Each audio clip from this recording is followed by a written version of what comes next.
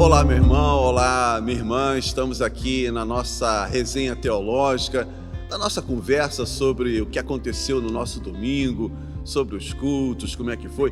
E eu já quero passar para o pastor Israel uma indagação que está em nossas mentes, que é com relação a Eclesiastes. Quando ali o sábio diz que há um tempo determinado para tudo, para plantar, para colher, para nascer, para morrer. Será que eu já tenho uma data já predeterminada para morrer? Pastor Israel, o que o senhor tem a nos dizer sobre isso? Camarada, esse texto tem feito um estrago. Não o texto, o uso do texto. Porque recentemente eu ouvi assim, eu não vou me preocupar com esse assunto não, porque se eu morrer, morri no tempo que Deus determinou, como se houvesse um tempo para a gente morrer, e o texto usado é esse. Então a palavra determinado aqui não tem nada a ver com previamente determinado, pré-determinado, tem a ver com o tempo propício, oportuno. Então, a gente na vida tem momentos oportunos, tempo de estudar, tempo de ficar em casa. Por exemplo, hoje mesmo ouvi de uma pessoa que disse, olha, minha esposa decidiu que ela vai simplesmente, isso durou a vida inteira e foi sempre assim, lá no começo, dedicar-se exclusivamente à educação dos filhos. Nem cargo na igreja. Então, ela fez uma escolha, é exatamente isso, né? Não tem nada a ver com essa prévia determinação. Infelizmente, o uso de uma palavra que não tem esse sentido, nem na tradução e nem no original, acabou tendo essa perspectiva. É Zemã, e Zemã é a ideia de como estação, né? Tem o outono, tem o verão, e eles acontecem como o nascimento em 9 meses, essa ideia de oportunidade. Ninguém vai à praia de terno e gravata e não vai ao trabalho de maiô e biquíni. Essa ideia que está ali, mas realmente, por isso eu, na minha parágrafo, escrevi assim, vivamos intensamente cada tempo da nossa vida, porque ele é sempre único. É a ideia da singularidade, da oportunidade, do tempo. A ideia muito em Eclesiastes é aquela ideia de como as águas de um rio, né? Passaram, perdeu a oportunidade. Então, no tempo da guerra, não faça paz. No tempo da paz, não faça guerra. No tempo de calar, não fale. No tempo de falar, não cale. Por exemplo, no tempo de plantar, não vai arrancar. No tempo de arrancar, não vai plantar. Essa sabedoria de vida que a Bíblia é fora de série. Aquela fala, né? Se tiver que acontecer, vai acontecer, já tá determinado. Quer dizer, isso não tem nenhum fundamento na palavra de Deus, né? A interpretação, o uso desse texto acaba sendo equivocado na maioria das vezes. Essa ideia é da astrologia, né? Do horóscopo. A gente tem, nessa perspectiva que é dos gregos, um destino atado às costas. Não adianta, você não tem como fugir. Como se fosse sua corcunda, não tem como escapar. Se você vai morrer, já está determinado que você vai morrer. A morte vai chegar, vai pegar você onde você estiver. Isso não tem base na Bíblia. Nós somos seres livres, né? Livres, e temos que arcar com as consequências boas, que ninguém reclama, também as ruins da nossa liberdade. Pois é, pastor Israel, e a gente tem, né, aí você tem falado sobre esse Jesus fascinante, né, e tem pego aí algumas características, e no domingo falou sobre a sabedoria, né? Jesus é fascinante por causa da sabedoria, e a gente, no nosso dia a dia, constata que somos tão faltos de sabedoria, e Jesus é esse fascinante pela sua sabedoria, né? Também por sua sabedoria, né? E realmente tem umas coisinhas assim, Alceni, até dá para a gente conversar. Ele fala assim, olha, o que contamina uma pessoa não é o que ela come. Olha como a gente não entendeu o que ele está dizendo, então eu posso comer o que eu quiser.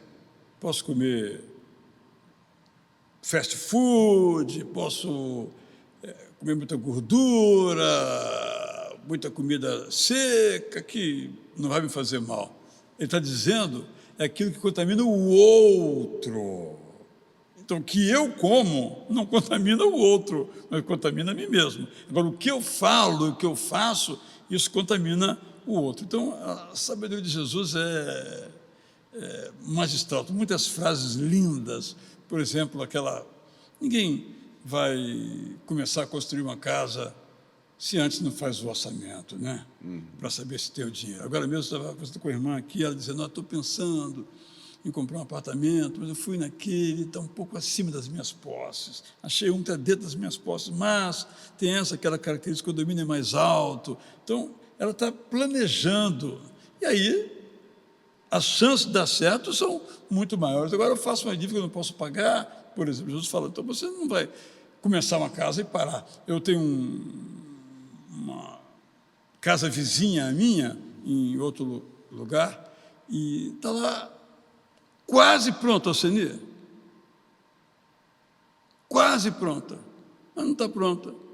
Eu acho que só falta ali o acabamento final mesmo, mas não está pronto. Alguma coisa aconteceu, acabou o dinheiro, não sei o quê, mas faltou algum planejamento, né? Então, essa sabedoria de Jesus, quando ele também fala o seguinte, olha, você quer viver bem?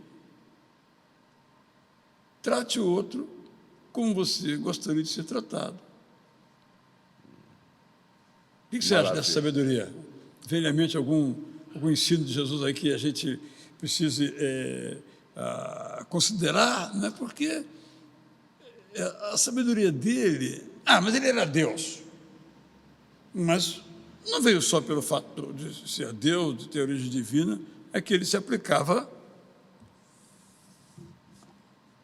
no estudinho desse livro, né? Da palavra. Então, nos ensina coisas aqui, de fato... E a gente vê, né, desde ali do início, né, Jesus se apropriando dos ensinos da palavra. Ali na tentação mesmo, no deserto, né?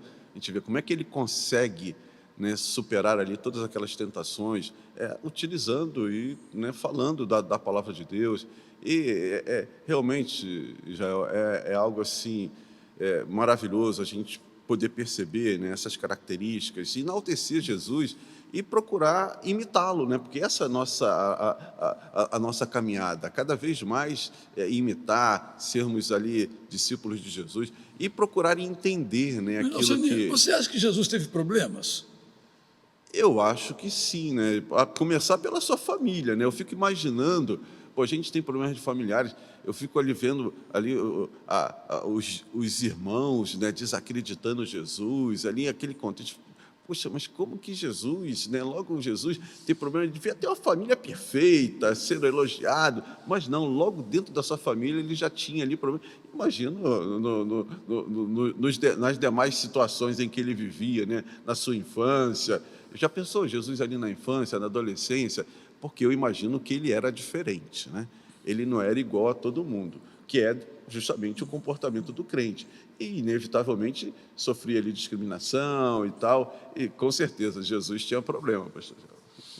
E, por exemplo, a relação de Jesus com Maria, a mãe dele, como é que você...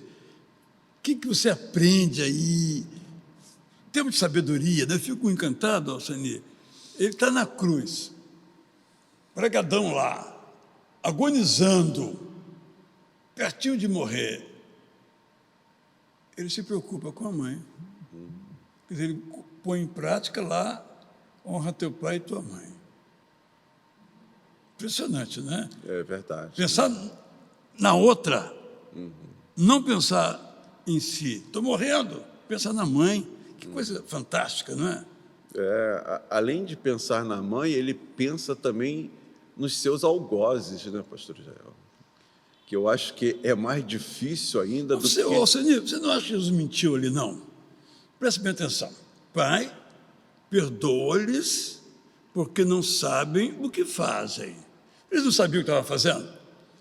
Eu acho que não, pastor Israel. Eu acho que eles não sabiam que estavam crucificando, né, o Filho de Deus. Por mais que a gente poxa, mas como que eles não sabiam? E é a mesma indagação que eu me faço hoje mesmo, eu refleti sobre aquele, né, quando Jesus acalma a tempestade, e os discípulos se indagam, quem é este que acalma a tempestade, que acalma os ventos? Já deviam saber, Pois né? como que os discípulos não sabem? Esses caras andaram com Jesus, presenciaram. Então, eu acho que aquela multidão ali, aquelas autoridades, né? Porque, na verdade, a multidão foi levada pelas autoridades. Então, aquelas autoridades que levaram Jesus à cruz, eles realmente não sabiam o que estavam fazendo. Por mais, né, espantoso que isso pode nos parecer.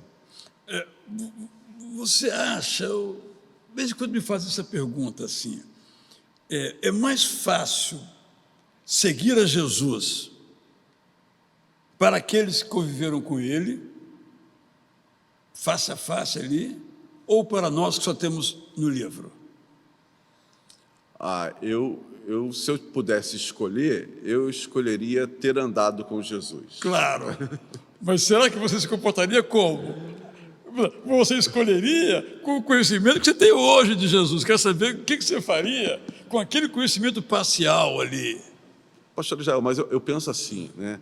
Hoje, você vê pessoas sendo levadas por líderes humanos a ponto de darem as suas vidas por essas pessoas. E o que essas pessoas fazem, né? Elas manipulam. Então, os discípulos, eles conviveram com Jesus realizando milagres, né? Multiplicando pães, aqueles discípulos que participaram ali naquele momento, quando tinha aquela multidão passando fome, e Jesus pega ali os peixinhos, pega os pães e multiplica, e uma multidão é saciada na sua fome. Como essas pessoas não vão acreditar? Mas digamos, na cena seguinte, eles estão lá discutindo, a gente não trouxe comida, Jesus está pegando no pé da gente. Aí Jesus fala, peraí, meus caros, eu satisfiz quantas? 15 mil. Quantos vocês são? Peraí. E os caras estavam... Pois é. Mas ao vivo é difícil, né, Alcenir? É essa humanidade, né? Mas eu fico pensando, eu faço essa comparação, pastor Israel. Hoje a gente tem aí, a história tem mostrado, né, muitos líderes que levaram várias pessoas à morte, a entregarem suas vidas, né, ali.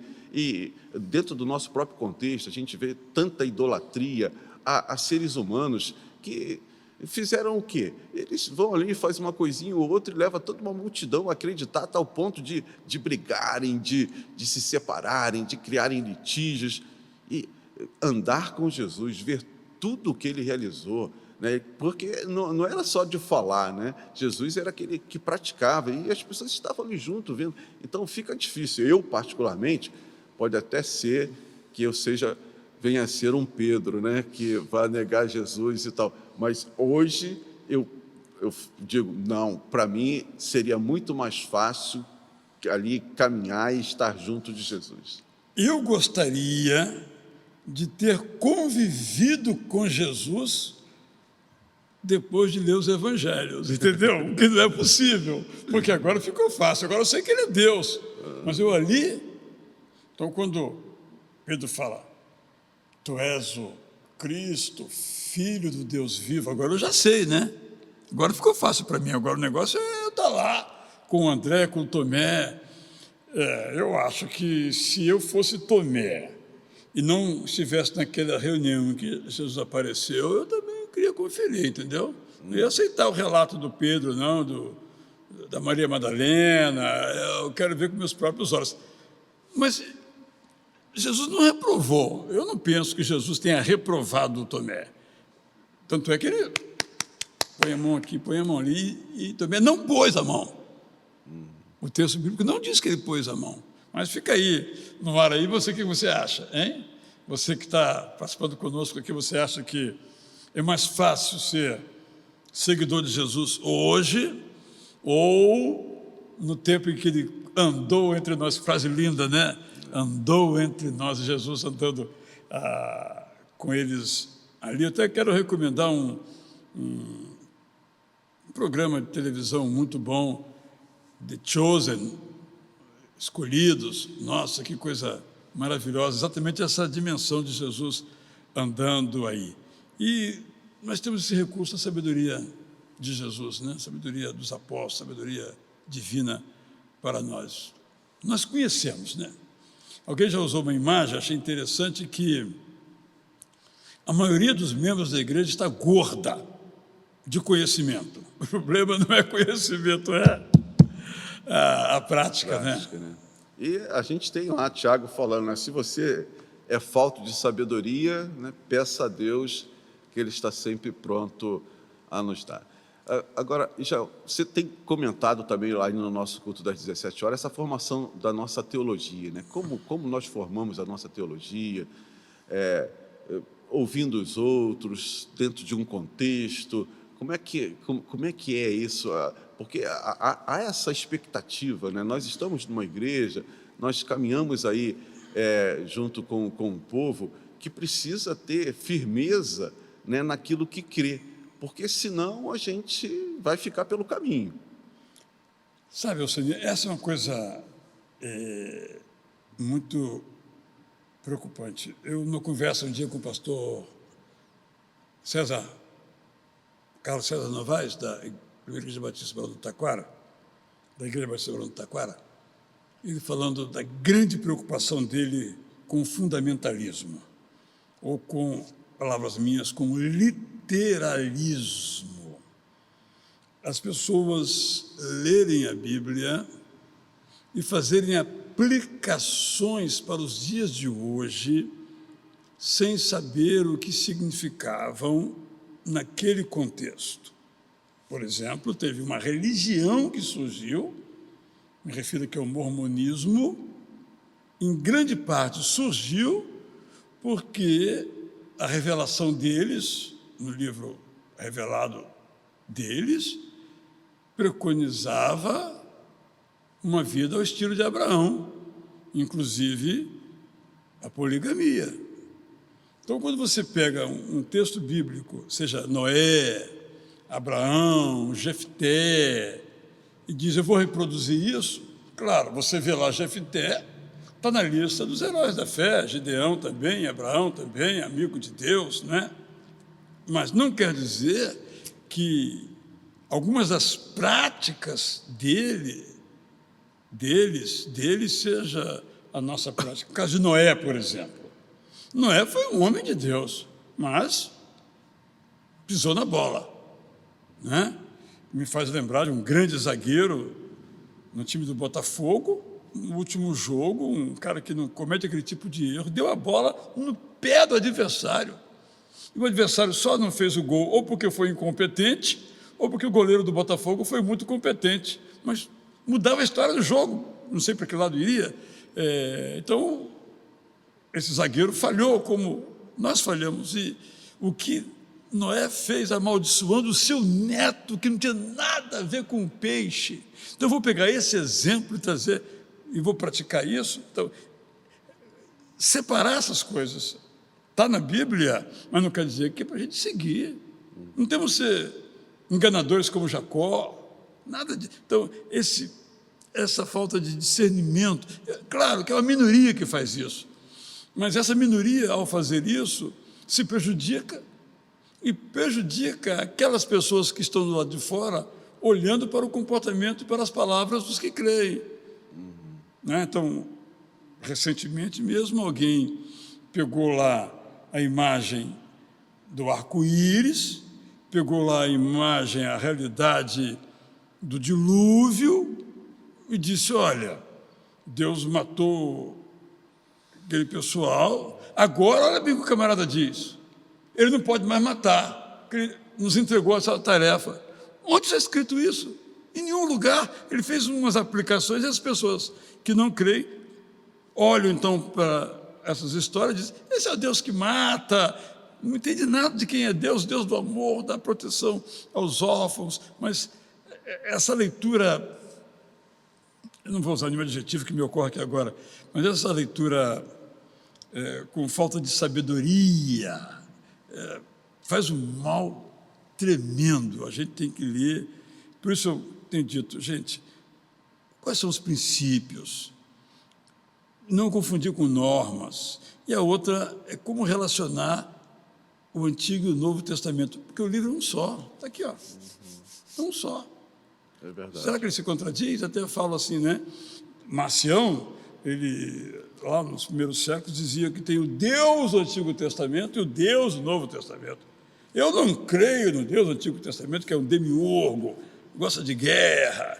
Eu creio no Deus do Novo Testamento, por exemplo. Isso não existe.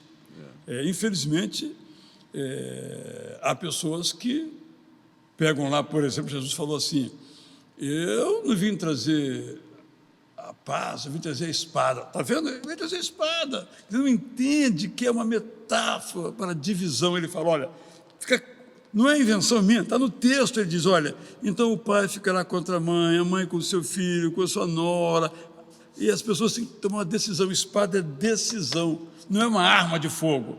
Isso é...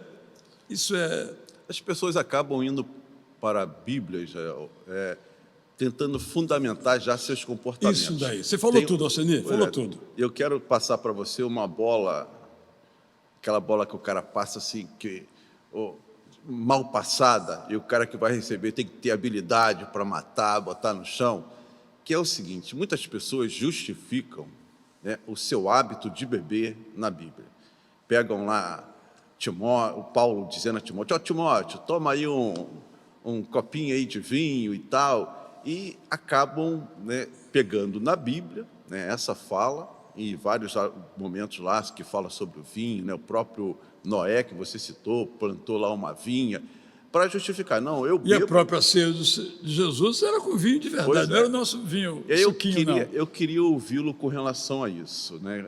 Porque eu tenho a minha opinião e eu sou bem radical com relação a isso, mas eu queria passar essa bola para você. O crente pode ter uma adega na sua casa?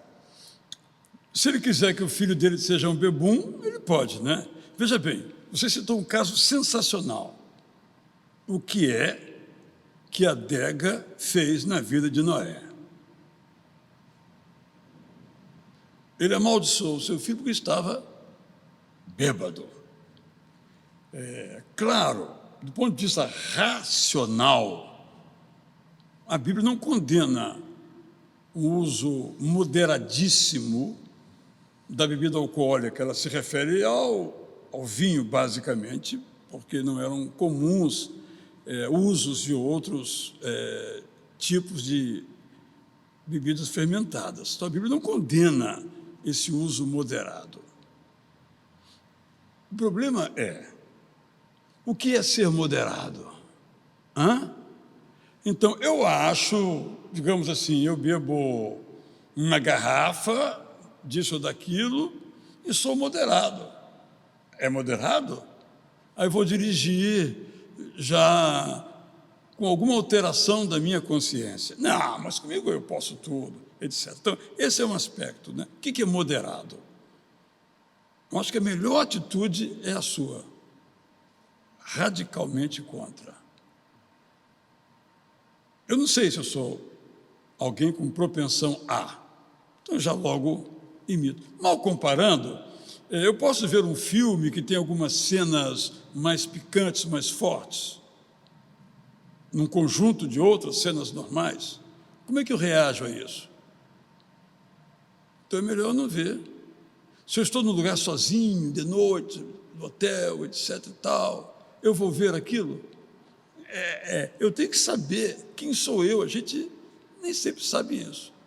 Outra coisa é a seguinte, se eu tenho em casa uma adega ou uma garrafa na geladeira, eu tenho crianças em casa, o que eu estou dizendo? Eu posso falar o que eu quiser, meu filho não beba. Mas aquela garrafa, ela quer dizer o quê? Eu só bebo no Natal, eu brilho no Natal. O que eu estou dizendo?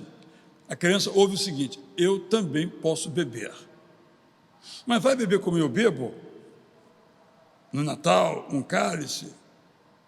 Ou vai beber de outra maneira? Bom, mas você colocou a bomba aí, antes que ela exploda, né? Beba um pouco de vinho, com sentido medicinal, é como tome um comprimido. É disso que ele está falando, que naquele contexto ele estava visando os benefícios da bebida alcoólica. Vamos imaginar a seguinte situação. Eu aboli o leite da minha vida. Minha bebida predileta, café com leite. Eu estava em qualquer lugar, me lembro, às vezes, fazendo viagens longas, eu chegava e pedia um refrigerante, eu pedia um café com leite. É bom no verão, é bom no inverno, é bom no calor, é bom... Café com leite é tudo de bom. Mas eu percebi, minha médica me disse também, eu percebi que os efeitos do leite... Mas a Bíblia está escrito, tome leite, no caso, espiritualmente falando, mas eu posso pegar, tome leite. Eu não posso tomar leite. É como aquela expressão assim, olha, você vive aí 70, que passar disso é enfado e canseiro, eu estou com 70. Mas não é o 70, ali, o que está dizendo é o seguinte, chega um tempo que é enfado e canseira, e pode ser com os 90. Ontem fui lanchar eu e minha esposa com a irmã daquela igreja de 90 anos, assim, é impressionante. A mulher cita os nomes das pessoas com nome e sobrenome lá, sei lá de que época, eu nem era nascido. Então, para ela, o enfado não chegou, um pouquinho de canseira, ela faz a faxina da casa, 90 anos. Então, esse versículo, tomado ao pé da letra, mostra que não funciona. Mas o texto não diz isso, o texto diz o seguinte, olha, estou me alongando, eu sei aqui, mas vou já encerrar. Está dizendo o seguinte, chega uma época que cansou, não dá mais, né? E no caso especificamente do vinho, era para fins médicos. Se alguém toma um vinho para fins medicinais, ou leite, ou qualquer outra, ou um chá A ou B, ok. Eu acho que nós podemos fazer, vamos chamar esse sacrifício, para o bem de nossa família. Alcenia, qual é a causa de mais mortes no trânsito em nosso país? Álcool. Eu vou participar disso? Então eu tenho que ser radical. Disso aí eu não participo. Exatamente, pastor Israel. E aqui, o meu pai bebeu, né, durante muito tempo, e a minha infância foi, né, muito marcada por ver o meu pai chegando bêbado em casa, muito bravo. Meu pai, sóbrio, era uma ovelhinha, né? Mas começava, depois que bebia... Virava um bode. Pois é, e a gente ficava naquela apreensão, né? Quando ele se atrasava um pouquinho, passava do horário normal de chegar em casa, era aquela apreensão, porque a gente já imaginava que ele iria chegar bêbado e isso acabava se confirmando. E, infelizmente, eu tenho percebido que a juventude dentro das nossas igrejas está muito liberal com relação a isso, né? E a gente percebe, a gente vai numa reunião em que tem mais jovens, você vê que isso já está correndo assim, solto, libertamente, né? E eu mantenho a minha posição, pastor Jael. Eu acho que a gente não pode dar brecha. Não. Né? Dar brecha porque... Não somos tão poderosos como nós achamos, não, exatamente. Mas, né? sabe, por exemplo, eu via uma série chamada Chicago PD, não tenho visto ultimamente, mas todo grande acontecimento, ou a grande tensão, grande preocupação, então vamos fazer o seguinte, vamos beber, vamos no bar beber. Virou a igreja, o bar virou a igreja. Mas é esse valor que nos é passado, nós temos que ficar firmes, porque não há consequência em ser abstêmio. Exatamente. Né? Mas... É drástica. Há outra consequência. Então, são famílias que são... Brincar com fogo, sem pensar. Mas, pastor José, para a gente terminar, e essa história de Pedro ser chamado, ser convocado por Jesus, depois de tudo que ele fez, o cara negou Jesus, o cara... Pintou e bordou, né? Pastorear a minha igreja, né? Isso se justifica? Ô, Pedro, tua bênção, Pedro, é que eu não sou Jesus, tá? Porque se eu fosse, você estava fora, tá? Você conhece alguém fez uma brincadeira, né? Traçando o perfil dos 12 apóstolos. Você convidaria para ser pastor da sua igreja? Paulo, ele é briguento, ele era duro. Você convidaria para ser pastor da sua igreja? Pedro, muito interessante essa... É mais ou menos assim, né? Então, se fosse eu, Pedro, eu convidava o João, que era mais pacato, embora ser chamado de filho do trovão, né? Só Jesus conhecia de perto, né? Quer que a gente peça que caia fogo lá sobre aquela cidade? Não é tão manso assim, né? O João tem aquela imagem boa do João, né? O Tiago, mas é maravilhoso a gente saber que Deus trabalha com pessoas frágeis, como Pedro, como a gente é, né? Isso Só Deus mesmo, né? Até porque, se ele só fosse trabalhar com pessoas perfeitas, ia trabalhar sozinho, né? É verdade, pastor. Então, esse foi o nosso domingo, né? E além das muitas lições da escola bíblica, estudando o Evangelho de João, e tem sido muito rico. Infelizmente eu não estou, porque estou nos cultos aqui, não é? Mas nas escolas bíblicas ao longo dos nossos cultos. E agora vamos ter uma escola bíblica também na terça-feira, né? Toda terça-feira. Hoje, né? Hoje, temos toda terça-feira, pouco depois desse nosso momento aqui juntos, né? 20 horas, no ar aí, que tem pessoas que trabalham nas câmeras, né? Trabalham no som, professor de escola bíblica que não ouve, então essa oportunidade, e também para as pessoas de outras igrejas que porventura queiram ter esse conhecimento que nós procuramos ministrar aqui, bem-vindo. Muito obrigado, Alcenir, foi uma conversa magnífica, espero que você tenha gostado, compartilhe aí com seus amigos. Até o nosso próximo encontro, se Deus quiser. Um abraço.